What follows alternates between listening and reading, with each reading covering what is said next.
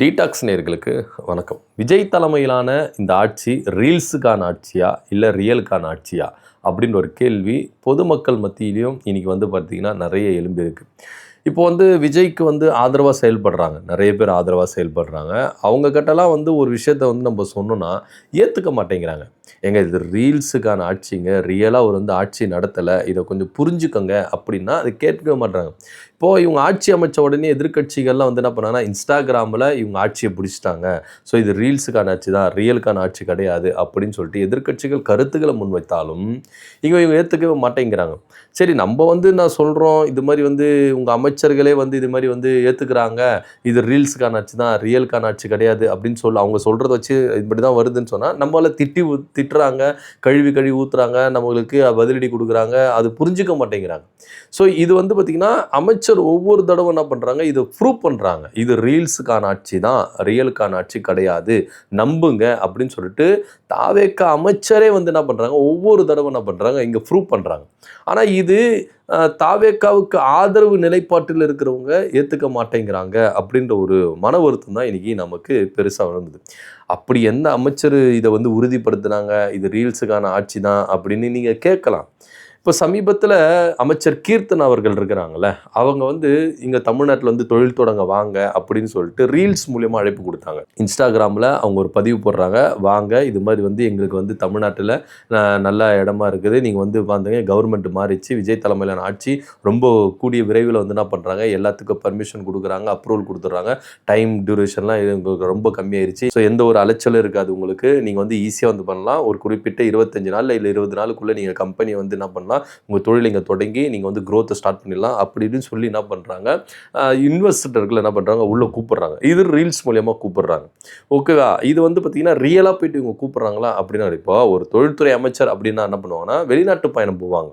வெளிநாட்டு பயணம் போயிட்டு அங்கே போயிட்டு இன்வெஸ்டர்களை சந்தித்து இது மாதிரி தமிழ்நாட்டில் ஸ்ட்ரக்சர் சூப்பராக இருக்குது, ஆட்சி மாறிடுச்சு, விஜய் ஆட்சி சூப்பராக செஞ்சுட்டு இருக்கிறாரு, மக்களுக்கு நல்லது செஞ்சுட்டு இருக்கிறாரு அப்படின்னு சொல்லிட்டு இவங்க சாதனை செஞ்சாங்கல்ல, இந்த சாதனைகள் எல்லாத்தையுமே வெளிநாட்டில் போயிட்டு இன்வெஸ்டர்ஸுக்கிட்ட என்ன பண்ணுவாங்கன்னா கொடுப்பாங்க. இது மாதிரி பாருங்கள் எவ்வளோ மாற்றங்கள் நடந்திருக்கு, கடந்த ஆட்சியை விட இந்த ஆட்சியில் எவ்வளோ மாற்றங்கள் நடந்திருக்கு, எல்லாமே இது பண்ணுவாங்க அப்படின்னு சொல்லிட்டு இவங்க என்ன பண்ணுவாங்க, ஒவ்வொரு இன்வெஸ்டர்களையும் தாங்களுடைய ஆட்சி இப்படி சிறப்பாக இருந்திருக்கு அப்படின்னு சொல்லிட்டு இன்வெஸ்டர்கள் என்ன பண்ணுவாங்க அழைப்பாங்க.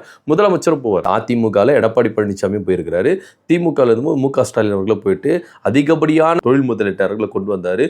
அதாவது $1 trillion அப்படின்னு சொல்லிட்டு என்ன பண்ணார், கோல் வச்சு டார்கெட் வச்சு அவர் என்ன பண்ணார், நிறைய தொழிலீட்டல் முதலாளர்கள் கொண்டு வந்தார். இப்போ விஜய் அவர்கள் 2032 1.5 trillion, அதாவது ஒரு 5.5% ஏற்றிக்கினார். திமுக 1 போட்டுச்சு, இவங்க 1.5 போட்டாங்க, அவ்வளோதான் வித்தியாசம். ஆனால் இதற்கான முயற்சிகள் எடுத்தாங்களா அப்படின்னா கிடையவே கிடையாது. ஸோ அமைச்சர் கீர்த்தன் அவர்கள் முயற்சி எடுத்தாங்க. எப்படி எடுத்தாங்க அப்படின்னு பார்த்தீங்கன்னா, ரீல்ஸ் போட்டு இன்வெஸ்டர்களை கூப்பிட்டாங்க. ஆனால் ரீல்ஸை பார்த்துட்டு இங்கே இன்வெஸ்டர்கள் வருவாங்களா அப்படின்ற ஒரு கேள்வி இருக்குல்ல, இது பயங்கரமான ஒரு சர்ச்சை எழும்புது. இது மாதிரி ரீல்ஸை போட்டு அதாவது இதுதான் சொன்னோம், ரீல்ஸுக்கான ஆச்சு பாருங்கள், ஒரு அமைச்சர் என்ன பண்ணுறாங்க, பொறுப்பே இல்லாமல் ரீல்ஸை போட்டு இன்வெஸ்டர் கூப்பிட்றாங்க, எப்படிங்க வருவாங்க அப்படின்ற மாதிரி தான் இருக்குது. ஆனால் இங்கே எல்லாருமே விமர்சனம் பண்ணியிருந்தாங்க. ஆந்திராவில் ஒருத்தர் இருக்கார், அமைச்சர் இருக்கிறாரு, சந்திரபாபு நாயுடு இருக்காருல்ல, அவர் மகன், அவர் என்ன பண்ணார்னா இதை ஊக்குவிச்சார். ஸோ நீங்கள் என்ன பண்ணுங்கள் அப்படி தான் விமர்சனம் பண்ணுவாங்க, நீங்கள் கலக்குங்க மேடம் பார்த்துக்கலாம் அப்படின்னு சொல்லிட்டு அவர் என்ன பண்ணார், என்கரேஜ் பண்ணார். ஸோ இவங்களும் நாயுடு கமிட்டி, அவரும் நாயுடு அப்படின்றதுனால ஒருவேளை சமூக ரீதியினால் ஒரு பூஸ்ட் பண்ணுறாங்க, ஒரு சப்போர்ட்டிவ் பண்ணுறாங்க அப்படின்னு கூட பொது வெளியில் என்ன பண்ணாங்கன்னா கருத்துக்களை முன் வச்சுருந்தாங்க. பட் இருந்தாலும் வெளி மாநிலத்தில் இருக்கிற ஒரு அமைச்சர் என்ன பண்ணுறாரு, இந்த அமைச்சரை ஊக்குவிக்கிறாரு, இங்கே தமிழ்நாட்டில் எல்லாருமே இதுமாரி கான்ட்ரவர்சியாக பேசுகிறாங்களே அப்படின்னு பேச்சு கூட தாவேக்காவினர் என்ன பண்ணாங்கன்னா பல விஷயங்களை கொளுத்தி போட்டாங்க. அதெல்லாம் ஒரு புறம் இருக்கட்டும். அதுக்கப்புறம் என்ன பண்ணாங்கன்னா இவங்க ஆட்சி பொறுப்புன்ற ஒரு 2 கம்பெனி, அதாவது என்ன பண்ணாங்க, ஆந்திராவுக்கு போகிறாங்க. நம்மளுக்கு சைன் போட்டது, நம்ம விஷயத்தில் எல்லாமே இது பண்ணுது, புரிந்துணர்வு ஒப்பந்தம் எல்லாமே போட்டு இங்கேருந்து கேன்சல் பண்ணிவிட்டு அங்கே போகிறாங்க. ஸோ இது பயங்கரமான ஒரு சர்ச்சையாக இருந்தது. ஸோ இவங்க ஆட்சிக்கு வந்த உடனே இங்கே நடவடிக்கையை பார்த்து கிட்டத்தட்ட 2 இன்வெஸ்டர், அதுவும் பார்த்திங்கன்னா கிட்டத்தட்ட ஒரு 20-23 கோடி கிட்ட நம்மளுக்கு லாஸ் ஆகுது அப்படின்ற ஒரு பேச்சு பூதாகரமாக கிளம்புது. கஷ்டப்பட்டு திமுக கொண்டு வந்ததை இவங்க அசால்ட்டாக என்ன பண்ணுறாங்க, வெளி மாநிலத்துக்கு அனுப்புகிறாங்க அப்படின்னு பேசப்பட்டது. ஸோ இதெல்லாம் யோசிச்சு போகும்போது இவங்களுக்குள்ள ஒரு அண்டர்டீலிங் இருக்குமா அப்படின்ற பேச்சுகளும் சர்ச்சைகளும் இங்கே எழும்ப ஆரம்பிச்சுது அப்படின்றது தான் நிதர்சனமான உண்மையாக இருக்குது. ஸோ இப்போ என்ன பண்ணாங்கன்னா இது ரொம்ப பேசும் பொருளான போது அமைச்சர் கீர்த்தன் அவர்கள் ரொம்ப டென்ஷன் ஆனாங்க. அவங்க ஒரு செய்தியாளர் சந்திப்பில் சொன்னாங்க, ஏன் இந்த 2 இன்வெஸ்டர் அங்கே போனாங்க, எவிடன்ஸ் என்கிட்ட இருக்குது, நான் எவிடன்ஸ் இல்லாமல் பேச மாட்டேன். சட்டமன்றத்தில் யாராவது இதை பார்த்து என்னை கேள்வி கேட்டாங்கன்னா நான் எவிடன்ஸ் வந்து என்ன பண்ணுவேன், சப்மிட் பண்ணுவேன். ஏன் போனாங்க, எதனால் போனாங்க அப்படின்றத நான் சப்மிட் பண்ணுவேன் அப்படின்னு சொல்லிட்டு ஒரு அதிரடியை கிளப்புனாங்க. ஆனால் இவங்க இப்படி பர்சனால யாரும் இவங்களை கேள்வி கேட்க மாட்டாங்க அப்படின்னு சொல்லிட்டு என்ன பண்ணாங்க, விட்டுட்டாங்க. ஆனால் இதை குறித்து எதிர்க்கட்சி தலைவர் உதயநிதி ஸ்டாலின் அவர்கள் கேள்வி கேட்டார். நாங்கள் அதாவது எங்கள் ஆட்சியில் கொண்டு வந்த 2 இன்வெஸ்டர்களை உங்கள் ஆட்சியிலேருந்து வெளியே போயிருக்கிறாங்க அப்படின்னு சொல்லிட்டு என்ன பண்ணாங்க, கேள்விகள் கேட்டாங்க. கேள்விகளை கேட்டுட்டு என்ன பண்ணாங்கன்னா, இதுக்கு பதிலடி சட்டமன்றத்துக்குள்ள அமைச்சர் கீர்த்தன் அவர்கள் கொடுக்கல. வெளியே வந்து பிரஸ் மீட்ல கொடுக்குறாங்க, எவிடன்ஸ் எல்லாம் கொடுக்குறாங்க. என்ன எவிடன்ஸ் கொடுக்குறாங்க, ஏன் அந்த 2 முதலீடுகள் போச்சு அப்படின்னுக்கான எவிடன்ஸ் கொடுத்தாங்களா அப்படின்னா அதுக்கான எவிடன்ஸ் எல்லாம் கொடுக்கல.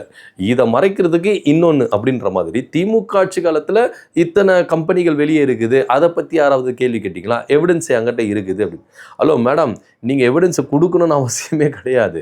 அந்த டிபார்ட்மெண்ட்டில் நீங்கள் போயிட்டு எடுத்தாலே தெரிஞ்சிடும் எத்தனை கம்பெனிகள் இவங்க உள்ளே எடுத்துகிட்டு வந்தாங்க, எத்தனை கம்பெனிகள் வெளியே போயிருக்குது அப்படின்னு சொல்லிட்டு. ஓகே, நீங்கள் வெளியே போன கம்பெனிகளை மட்டும் சொன்னீங்களே, உள்ளே இவ்வளோ கம்பெனிகள் கொண்டு வந்திருக்காங்க, இத்தனை லட்சம் முதலீடுகள் கொண்டு வந்திருக்காங்க, அது நீங்கள் சொல்கிறதுக்கு தைரியம் இருக்கா அப்படின்னா அதெல்லாம் கிடையாது. அதெல்லாம் நாங்கள் சொல்ல மாட்டோம். திமுக எதெல்லாம் ஃபால்ஸ் ஆகிருக்குதோ அதை மட்டும் தான் சொல்லுவோம். அவங்க வந்து எதுலலாம் சாதிச்சிருக்கிறாங்களோ அதை வந்து நாங்கள் சொல்லவே மாட்டோம் அப்படின்னு சொல்லிட்டு தான் என்ன பண்ணியிருக்காங்க, இவங்களுடைய விஷயமா இருக்குது. இதெல்லாம் ஒரு புறம் இருந்தாலும் அப்போது ஒரு அதிரடியை கலப்பினாங்க. என்ன அப்படின்னு பார்த்தீங்கன்னா, இத்தனை முதலீடுகள் போயிருக்குல்ல, இத்தனை முதலீடு போகிறதுக்கு இவங்க பதில் சொல்லலை. அமைச்சர் டிஆர்பி ராஜாவுடைய தம்பி லஞ்சம் வாங்கியிருக்கிறாரு. அது மாத்திரம் இல்லாமல் கடந்த திமுக ஆட்சி காலத்தில் தொழில்துறையில் பயங்கரமாக லஞ்சம் பெருக்கோடி இருக்குது அப்படி இப்படின்னு சொல்லிட்டு என்ன பண்ணாங்க, பூதாகரம் கலப்பினாங்க. ஆனால் இந்த லஞ்சம் வாங்கினதுக்கான எவிடன்ஸ் அவங்க கொடுத்தாங்களா அப்படின்னா கொடுக்கவே கிடையாது. ஸோ பொது வெளியில் சொல்லிட்டு போயிட்டாங்க, எல்லாம் கிராஃப்ட் எடுத்து கொடுத்துட்டாங்க, இத்தனை கம்பெனிகள் வெளியே போயிருக்கு அப்படின்னு சொல்லிட்டு டிஆர்பி ராஜாவுடைய தம்பி மேலே பகிரங்கமாக குற்றச்சாட்டு வச்சுட்டு போயிட்டாங்க, எல்லாமே போயிட்டாங்க. ஓகே, இப்போ சமீபத்தில் அவங்க கிட்ட கேள்வி கேட்குறாங்க, மேடம் இது மாதிரி வந்து நீங்கள் லஞ்சம் வாங்கிட்டாங்கன்னு சொன்னீங்க, திமுக ஆட்சி காலத்தில் லஞ்சம் பெருக்கத்தோடுது, லஞ்சம் இது மாதிரி வாங்கியிருக்கிறாங்க அப்படி இப்படின்னு சொன்னீங்க, இதுக்கான எவிடன்ஸ் உங்ககிட்ட இருக்குதா அப்படின்னு கேட்டால் இருக்குதே அப்படின்ற மாதிரி சொல்கிறாங்க. எங்கே மேடம் இருக்குது அப்படின்னா போய் கமெண்ட்டில் பாருங்கள். நான் ஒரு வீடியோ ஒன்று போட்டேன் ட்விட்டரில், அதில் கீழே வந்து நிறைய பேர் வந்து என்ன பண்ணாங்கன்னா கமெண்ட் பண்ணியிருக்கிறாங்க, ஆமாங்க மேடம் திமுக ஆட்சியத்தில் லஞ்சம் வாங்கியிருக்காங்க, நீங்கள் சொன்னதெல்லாம் 100% உண்மை, இதெல்லாம் நடந்திருக்குது, அதெல்லாம் நடந்திருக்கு அப்படி இப்படின்னு சொல்லிட்டு கமெண்ட்டில் இருக்காங்க. நீங்கள் போய் கமெண்ட்டில் பாருங்களேன் அப்படின்னு சொல்லிட்டு என்ன பண்ணுறாங்க, எவிடன்ஸை போய் கமெண்ட்டில் திட சொல்கிறாங்க. இது அமைச்சருக்கான ஒரு அழகா? அதாவது நீங்கள் டிவிக்கே சப்போர்ட்டட், நீங்கள் எந்த ஒரு இப்போ நானே வந்து தாவேக்காவுக்கு ஆதரவாக ஒரு வீடியோ போடுறேன்னா கீழே கமெண்ட்டுகள் வந்து என்ன பண்ணுவாங்கன்னா பாசிட்டிவாக வரும், நெகட்டிவாக வரும். இப்போ சில பேர் என்ன பண்ணுவாங்க, வாழ்த்தி போடுவாங்க, சூப்பர் ப்ரோ, பயங்கரம் ப்ரோ, அது ப்ரோ, இது ப்ரோன்னு சொல்லிட்டு வாழ்த்தி போடுவாங்க. ஒரு சிலர் என்ன பண்ணுவாங்கன்னா என்னை திட்டி போடுவாங்க.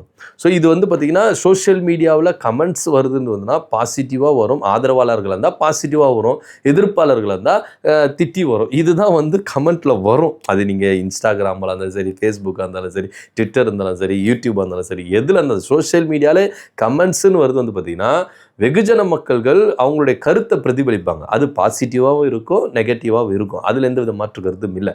ஸோ இப்படி இருக்கும் பொழுது கமெண்ட்டில் ஒருத்தர் சொன்னாருன்னு சொல்லிட்டு ஒரு அமைச்சர் இதை எடுத்துகிட்டு வந்து சொல்கிறாங்களே, இது எந்த விதத்தில் நியாயம்? எதுக்கு இது வந்து அழகா? ஸோ எவிடன்ஸை நீங்கள் கையில் வச்சுக்கிட்டு பேசணும் மேடம். நீங்கள் ஒரு அமைச்சர், தாவேக்கா நிர்வாகி மாரியே இன்றைக்கி பல அமைச்சர்கள் இருக்கிறாங்க. நீங்கள் தாவேக்கா நிர்வாகி இல்லை, ஆட்சிக்கு வந்துட்டீங்க, நீங்கள் ஒரு அமைச்சராக இருக்கும் பொழுது எவிடன்ஸ் இல்லாமல் நீங்கள் பேசக்கூடாது. இப்போது திமுக இது திருப்பினாங்கன்னா நீங்கள் எவிடன்ஸ் எங்கே போய் எடுப்பீங்க? ஸோ நீங்கள் கோர்ட்டில் போயிட்டு கமெண்ட்டில் கொடுத்துருக்காங்க ஜட்ஜி ஐயா பாருங்க அப்படின்னு சொல்லிட்டு எவிடன்ஸை நீங்கள் அங்கே வந்து கமெண்ட்டில் காட்டுவீங்களா? இது எந்த விதத்தில் நியாயம்? ஸோ இது வந்து ஸோ அதுதான் சொல்லிட்டு இருக்கோம், இது ரீல்ஸுக்கான ஆட்சி. இவங்க ரீல்ஸை பார்த்து தான் ஆட்சி நடத்திட்டு இருக்காங்க. நீங்கள் கமெண்ட்டில் ரீல்ஸ் நீங்கள் ஒரு ரீல்ஸ் போடுறீங்க, அதில் கமெண்ட் வைக்கிறத வச்சு நீங்கள் எவிடன்ஸாக வந்து ஊழல் நடந்திருக்குன்னு 19 சொல்லிட முடியுமா? நீங்கள் வெள்ளரிக்கை கொடுக்குறீங்களா, நிதித்துறை அமைச்சர் சார்பாக வெள்ளரிக்கை கொடுத்தாங்களே, அப்போ அங்கே ஊழல் சொல்லிட்டு நீங்கள் எவ்வளோ ஊழல் பண்ணியிருக்கு திமுக அப்படின்னு சொல்லிட்டு நிரூபிச்சிங்களா? இல்லை. திமுக எந்த அளவுக்கு சூப்பர் ஆட்சி நடத்திருக்குது, திட்டங்களை வகுத்துருக்கு, அதுதானே நீங்கள் சொன்னீங்க. மின்சாரத்துறை மூலயமா வந்து வெள்ளரிக்கை கொடுத்தீங்க, அங்கே ஊழல் நடந்து நீங்கள் சொன்னீங்களா? கிடையாதுல்ல. மின்சாரத்துறையில் எந்த அளவுக்கு கடன் நிதி சுமை இருக்குது அப்படின்றதானே சொன்னீங்க. அதுபோல் பணியாட்கள் எடுக்கலை அப்படின்றதானே சொன்னீங்க. இன்னும் சொல்ல போனால் மின்சாரத்துறையில் வந்து இன்னும் சூப்பராக வந்து பார்த்திங்கன்னா திமுக வந்து ஆட்சி செஞ்சுருக்குது. ஸோ இவ்வளோ பற்றாக்குறைகள் இருக்கும்போதும் அவங்க சப்ளையை வந்து என்ன பண்ணியிருக்காங்க, சூப்பராக கொடுத்துருக்குறாங்க. இதை தானே நீங்கள் சொன்னீங்க. அதே வேலையாட்கள் குறைவு, நிதி சுமை அதிகம், கடன்கள் அதிகம், இவ்வளோ குறைபாடுகள் இருந்தும் திமுக ஆட்சி காலத்தில் மின்வெட்டுன்றதே இல்லையே, அவங்க சூப்பராக சப்ளை கொடுத்துருக்குறாங்களே. ஸோ நீங்கள் வந்து இவ்வளோ இருந்தால் மின்வெட்டு கொடுக்குறீங்களே, இப்போ இப்போ நீங்கள் திமுக சப்போர்ட் தானே பண்ணுறீங்க. ஸோ ஒவ்வொரு டிபார்ட்மெண்ட்லையும் நீங்கள் வெள்ளை அறிக்கை கொடுக்குறேன்னு சொல்லிட்டு திமுகவுக்கு நல்ல பேர் தான் வாங்கி கொடுத்துருக்கீங்களா கண்டி? இது வரைக்கும் அவங்க மேலே ஊழல் நடந்திருக்குன்னு குற்றச்சாட்டு சுமத்துறீங்க. அதுக்கான எவிடன்ஸை கொடுத்து ஏன் நீங்கள் ஒரு வழக்கு கூட போடலை? சட்டமன்றத்தில் விஜய் அவர்கள் பேசுகிறாரு, டாஸ்மார்க்லேருந்து பார்ட்டி ஃபண்டு போயிருக்குது அப்படின்னு சொல்லிட்டு. அதற்கான எவிடன்ஸ் எடுத்து வச்சு நீங்கள் கேஸ் போட்டிங்களா? கிடையாதுல்ல. ஸோ எல்லாமே ஒரு பேச்சாக தான் இருக்குது கண்டி. இவங்களுக்கு ப்ராப்பரான ஒரு எவிடன்ஸ் கிடையாது. ஸோ அமைச்சர் கீர்த்தன் அவர்கள் கிட்ட லஞ்சம் வாங்கணும்னு சொன்னீங்க, அதுக்கான எவிடன்ஸ் கொடுங்க அப்படின்னா போய் கமெண்ட்டில் இருக்க பார்த்துக்கங்க அப்படின்னு சொல்கிறாங்க. இது எந்த அளவுக்கு ஒரு நியாயம் அப்படின்னு நம்மளுக்கு தெரியல. ஸோ இதுக்காக தான் சொல்கிறோம், இவங்க ரீல்ஸுக்கான ஆட்சி தான் நடத்திட்டு இருக்காங்க. ரியலுக்கு இன்னும் வரலை. கொஞ்சம் தயவுசெய்து ரியலுக்கு வர சொல்லுங்க அப்படின்னு தான் நம்ம சொல்கிறோம். ஸோ ஒரு அமைச்சர் திமுக மேலே புத்தம்பதுவாக ஒரு கருத்தை முன்வைக்கிறாங்க, ஒரு குற்றச்சாட்டு வைக்கிறாங்க. இதுக்கு எவிடன்ஸ் கேட்டால் ரீல்ஸில் இருக்குது, போய் பார்த்துக்கங்க அப்படின்னு சொல்கிறாங்க. இதெல்லாம் ஒரு அமைச்சருக்கான அழகா? நீங்கள் என்ன கீழே கமெண்ட் பண்ணுங்கள். நன்றி, வணக்கம்.